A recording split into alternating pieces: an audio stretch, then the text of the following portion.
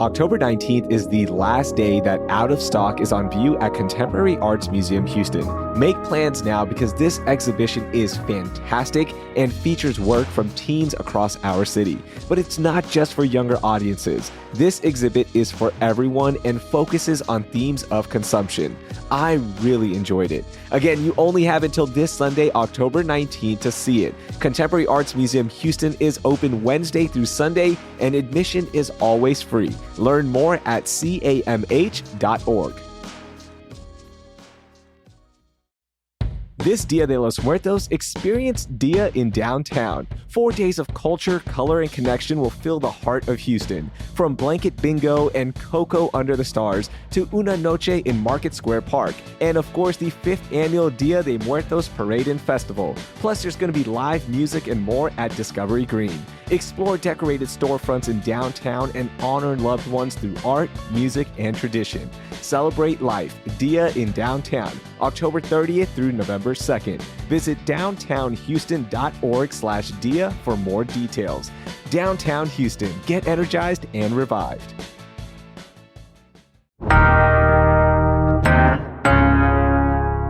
Today on CityCast Houston, some sad news. CityCast Houston and Hey Houston are suspending operations. Our last podcast and newsletter will be October 24th. We'll miss being a part of the local conversation in Houston, and we are so grateful for the support you've given us.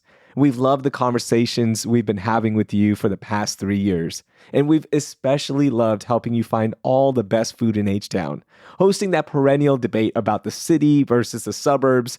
Y'all know I'm team suburbs forever. And voicing our strongly held opinions about whether or not there is an S in Shipley's. You hear that? There's an S, y'all. Sorry.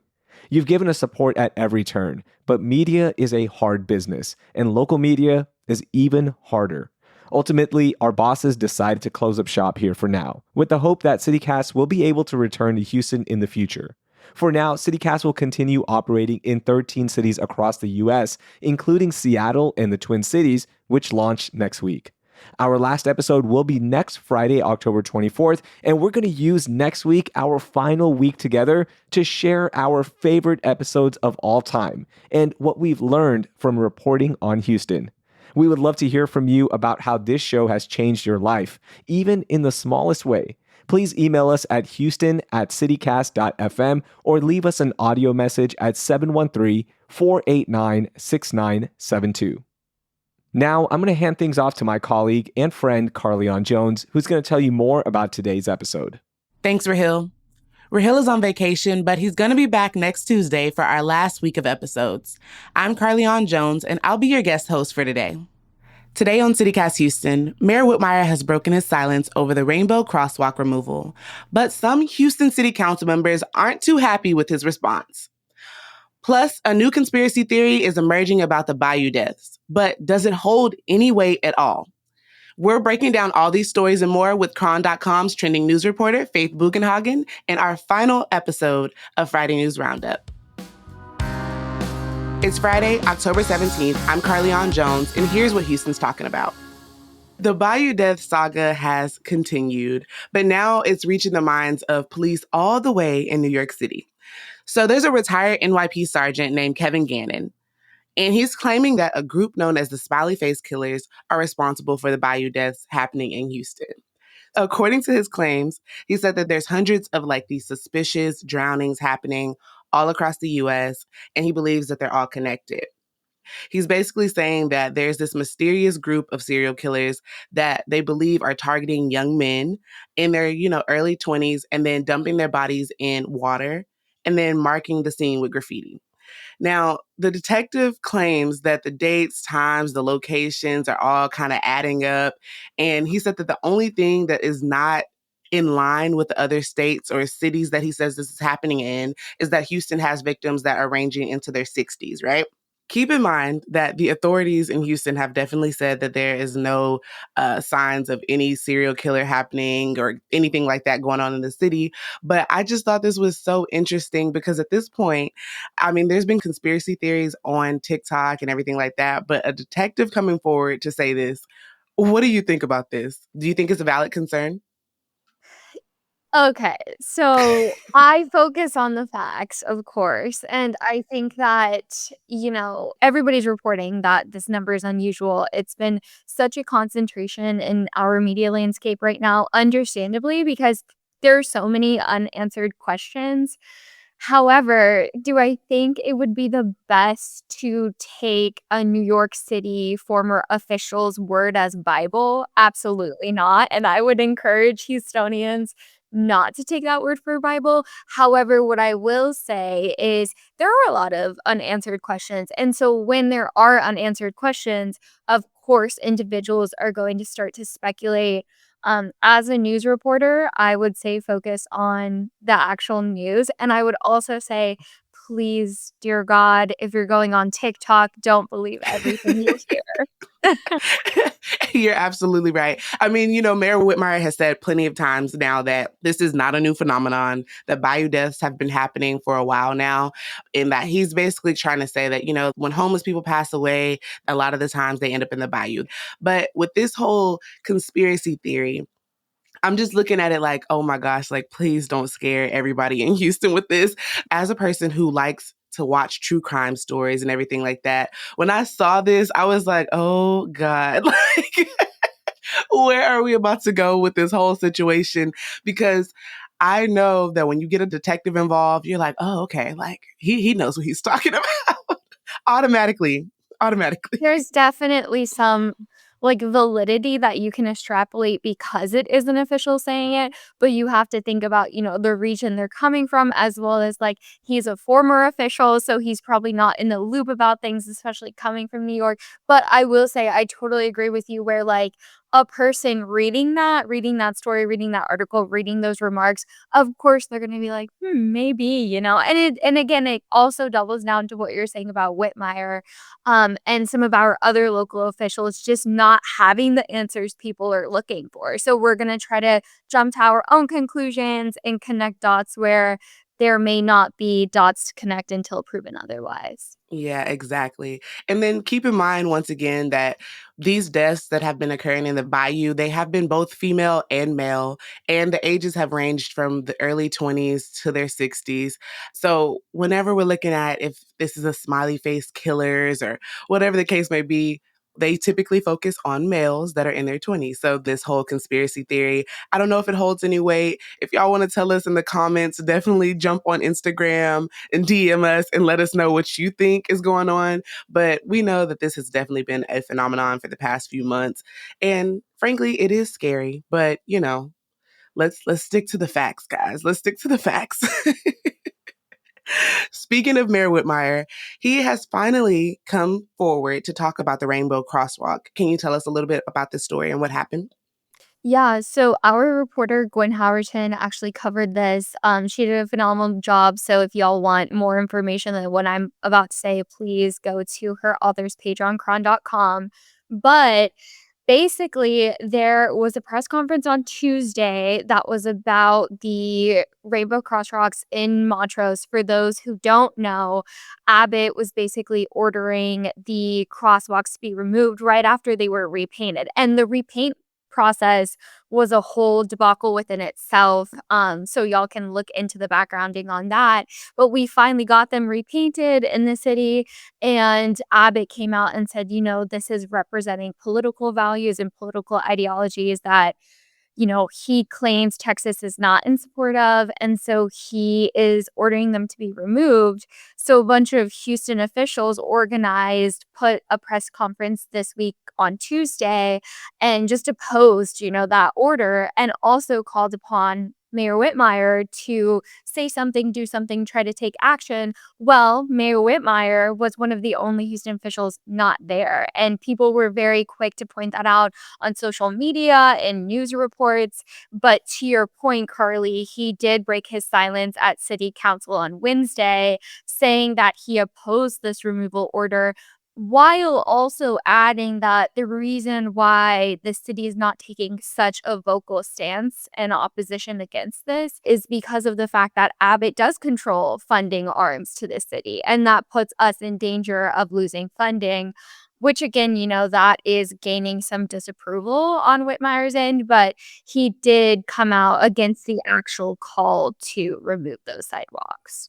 So the mayor is basically saying that he's not about to fight for this. And I mean, in some senses, I can understand what he's saying. Like, he just feels like we can go ahead and make sure that we're celebrating our LGBTQ community in a different way. But for our LGBTQ community, this crosswalk has meant much more than just being a crosswalk. Like it's a symbol in our city that you see when you go into Montrose, which is literally the heart of our LGBTQ community here in Houston. So it just means so much more.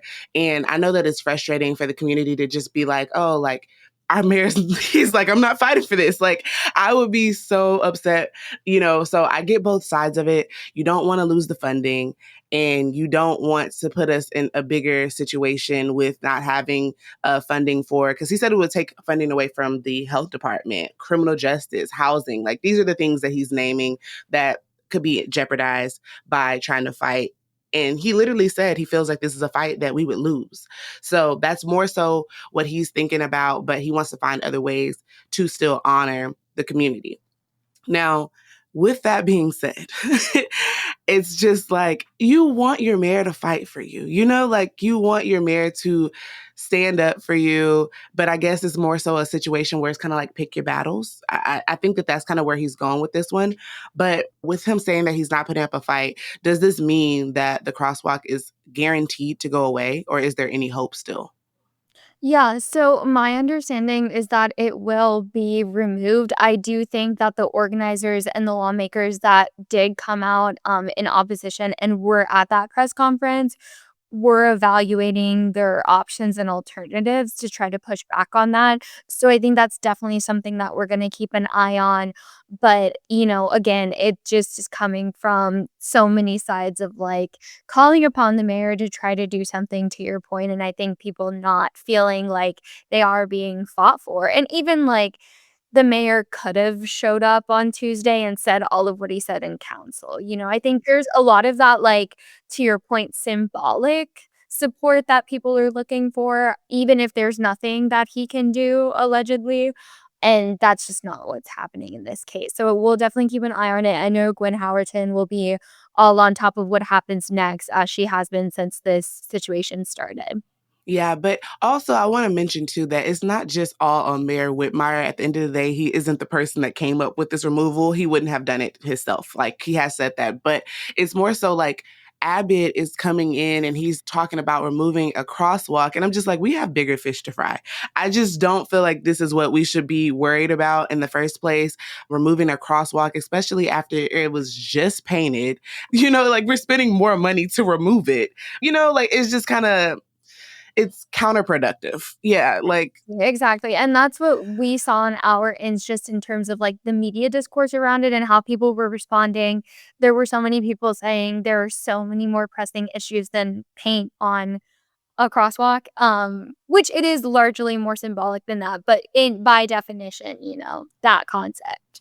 yes, exactly. And it's been there for so many years that I just really feel like it's something that we should leave it alone, let it continue to be a symbol for Houstonians, and that should be it. It shouldn't be a problem. But hey, who am I? I'm not a political leader, so I can't I can't do as much, but that's just my thought process and my opinion. So do you know when the crosswalk will be officially removed? I do not know the date, given the fact that there are alternatives being explored in terms of blocking it. So I think we'll have to see if there are any legal challenges that would present a delay. But like I said, we'll be on top of that coverage in terms of if anything does come up that would block it. Okay, we'll definitely be watching that. Let's go ahead and take a break. And when we come back, we'll be talking about another major street in Houston that is also sparking tons of conflict.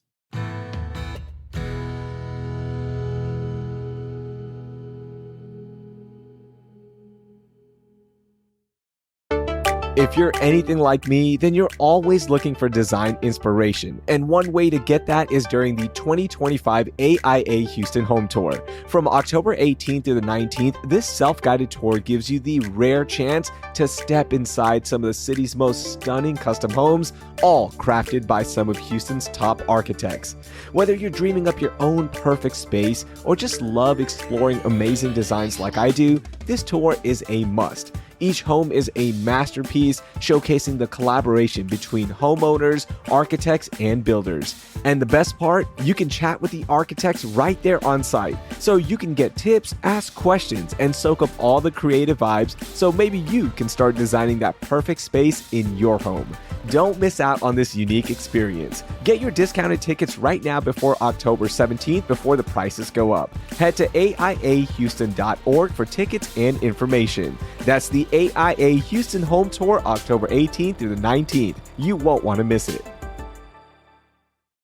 Have you heard that the Houston Cinema Arts Festival is back? Presenting organization Houston Cinema Arts Society is all about positioning Houston as a premier fine arts destination, championing untold and underrepresented stories, both locally, regionally, and from around the world, all by connecting through one of my favorite mediums, cinema. The Houston Cinema Arts Festival is November 6th through the 16th at venues all around town, with this year's theme being Here, an exploration of what it means to be present, shaped by experience, and navigating the uncertainty of our time. Join cinephiles, movie lovers, filmmakers, and art champions at the official lineup release party at Artec House in the Heights on Wednesday, October 15th. You'll find out what feature films, shorts, documentaries, film competitions, live performances, workshops, and visual art events make up this year's Houston Cinema Arts Festival. Go to cinemahtx.org to learn more. All right, Faith, tell me what's going on with Polk Street. This has been going on since last year, and there's been a lot of back and forth between the East End citizens of Houston and City Council. Can you tell us what's been going on? Yeah, so Wednesday, City Council voted to close Polk Street, which was a vote that, to your point, East End residents as well as city residents in downtown have been waiting to hear the news of. And basically, this closure is a part of an expansion of the George R. Brown Convention Center. And in order for that expansion to be completed and accomplished, Houston First came out and said, we need this portion of Polk Street. They're also seizing other portions of streets in that area.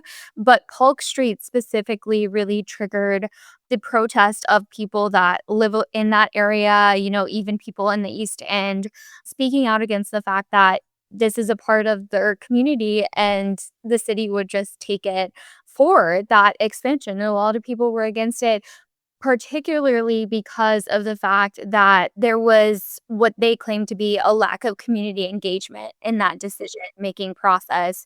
And a lot of people came out and just said, the stakeholders of the community in terms of the residents were not engaged in the decision that Houston First and the city of Houston as well as Public Works came together to figure out. While City Council did approve the seizure of the street, they also put forth a memorandum which almost works to rectify or at least attempt to rectify that community engagement aspect. There's going to be a community advisory board in order for residents and stakeholders within the community to kind of engage with the city, Houston First, and Public Works in this kind of seizure process.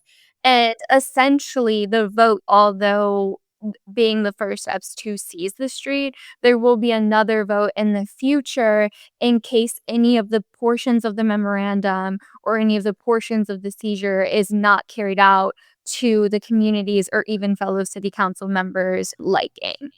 Okay, so there is kind of another chance for the community members to have their voice heard in the situation.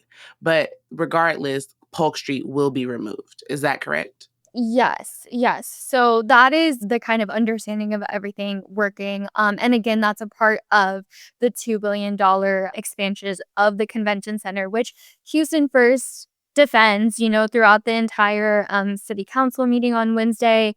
Houston First came out and said, this is going to be beneficial for the community. Even Mayor Whitmire, that was largely his stance on it. It's going to be beneficial to the Eastern community. It's going to bring in business. But again, we're still seeing that opposition. And for the memorandum, it is supposed to engage the community, but to some council members' concerns, they were like, we want to make sure that the implementation of everything is actually how it's meant to be given, and that's why there's another vote on the matter. Yeah. But see, one of the things that I know that a lot of people from the East End are concerned about is that it's going to be longer commute times when you remove this street. And at the end of the day, when they make these projects, they say it's for the betterment of the community, but it usually takes years for this stuff to actually work out where it ends up being better.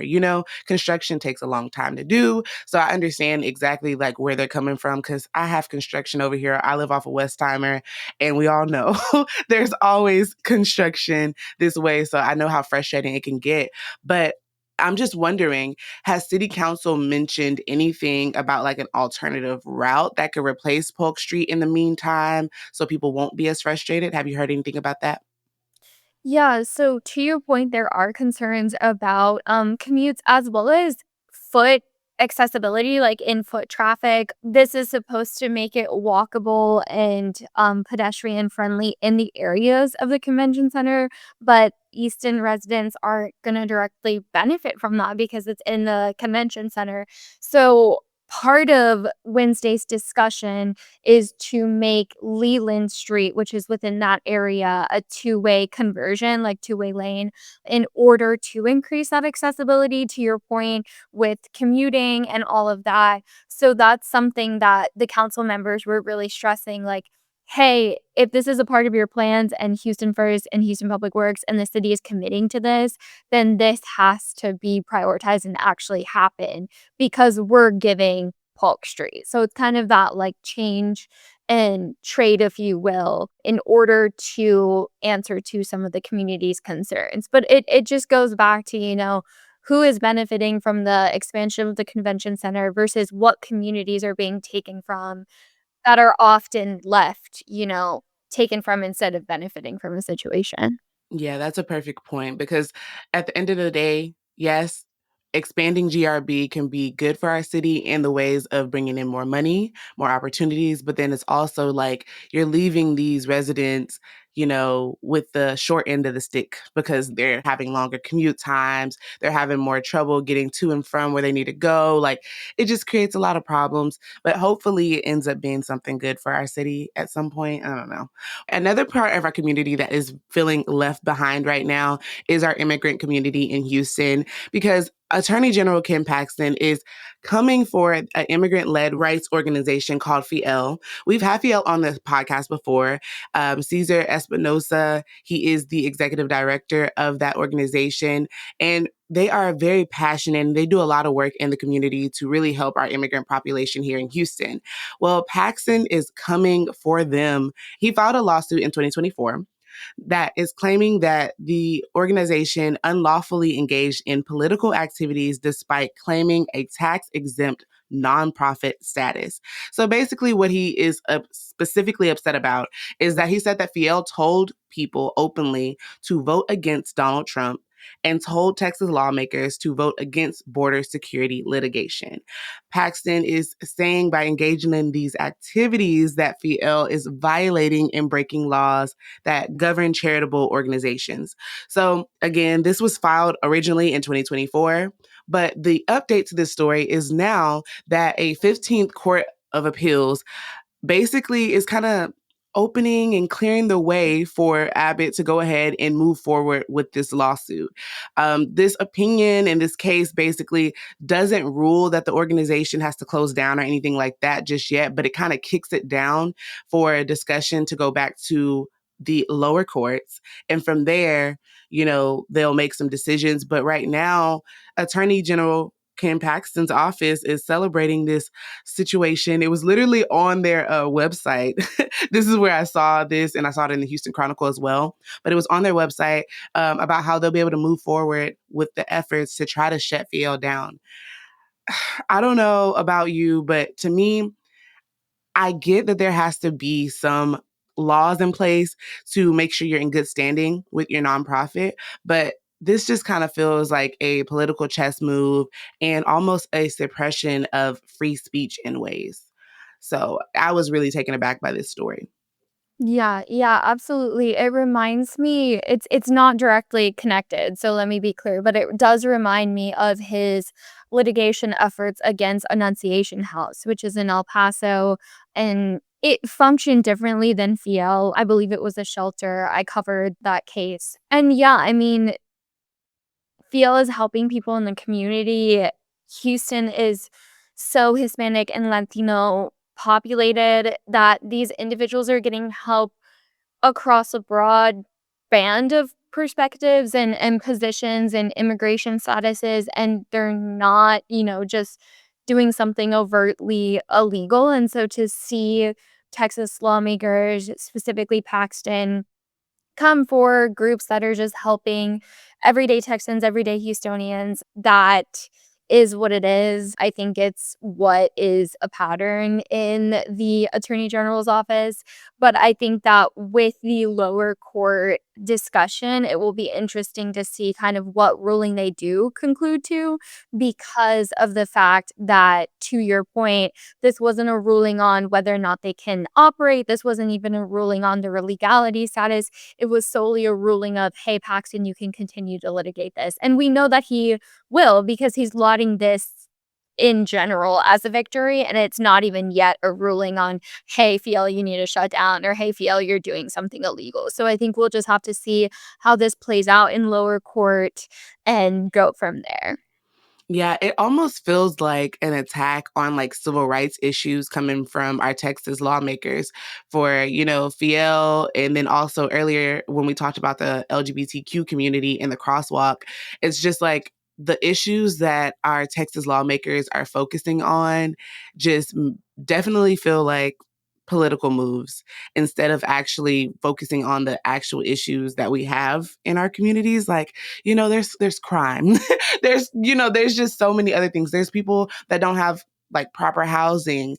The list goes on and on. But like to focus on an immigrant-led rights organization that's literally just trying to help people in our community, or to focus on a crosswalk that's literally paint on a sidewalk whenever we could be focusing on bigger issues, is just frustrating. Like, the flooding issue that we had, in the hill country, there's just so many other things that we could be like, putting our efforts towards. So this will definitely be something that we're going to have to pay attention to and see how it goes. Hopefully it doesn't end up like, fully going through where they'll have to shut down. But I know that Fiel will definitely be fighting back against this. They have that fight in them. All right, when we come back, we'll be ending the week off the right way with our moments of joy.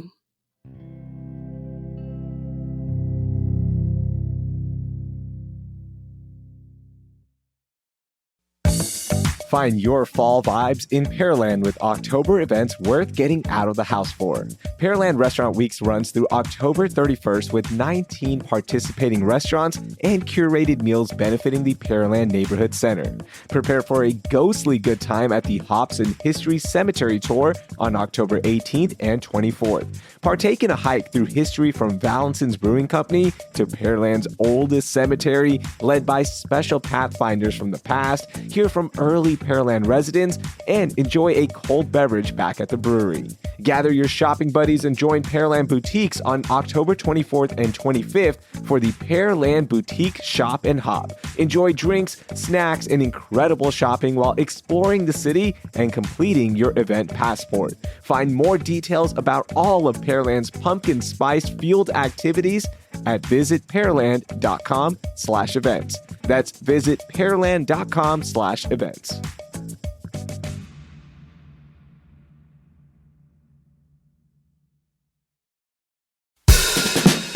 Fall in love with downtown Houston this season. Grab your blanket and your bingo card for Blanket Bingo, one of the city's favorite fall traditions. Or cozy up under the stars for outdoor movie nights featuring everything from Wicked to Guardians of the Galaxy, one of my personal favorites. Need to shake off those pumpkin spice lattes? Downtown Houston has free fitness in the park, yoga, hip-hop dance, and breathwork at Trudley and Market Square Park to keep you moving. And yes, even your four-legged friends get their own yappy hour paw tea. And mark your calendar, Dia de los Muertos takes over downtown with live music, art, kids' activities, and a glowing community ofrenda. Plus a family screening of Coco that will give you all the feels. The weather is nice, so it's time to make this season unforgettable. Plan your downtown adventure with your friends and family at downtownhouston.org. Downtown Houston, get energized and revived. All right, Faith. It's time to end with a moment of joy. So, what was your moment of joy this week? What made you happy?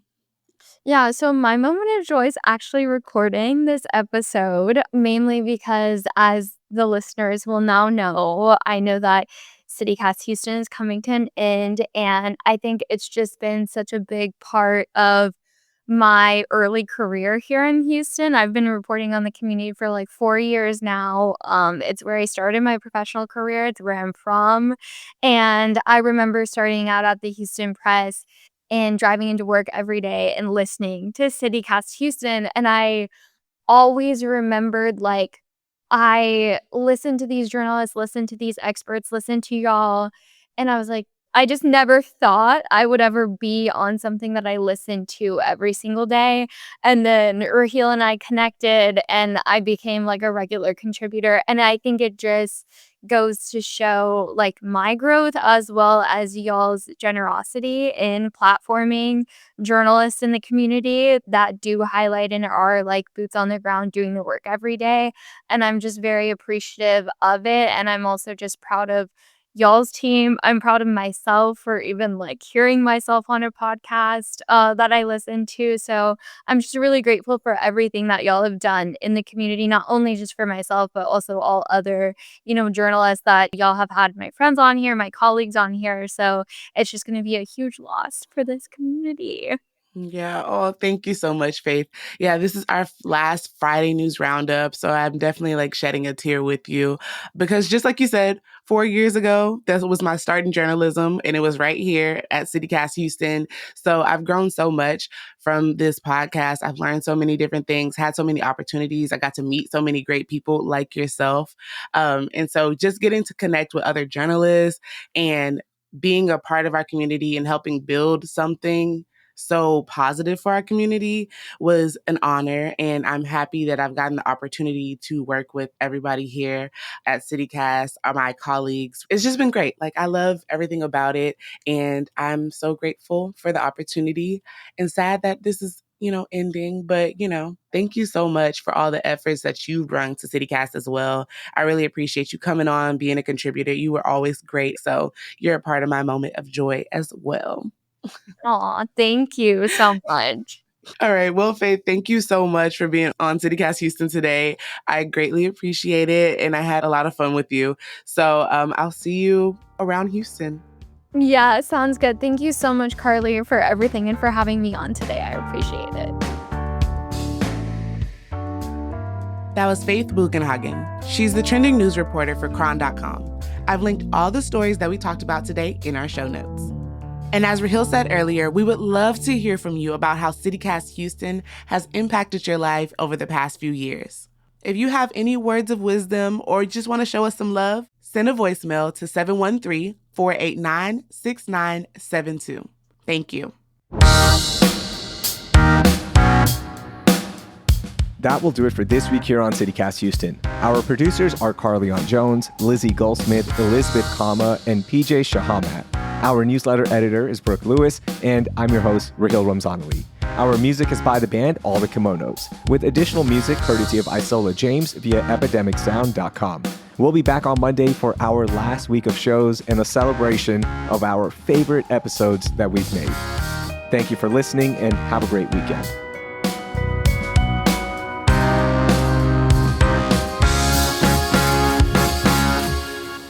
I'm not professional. I'm not Raheel, so...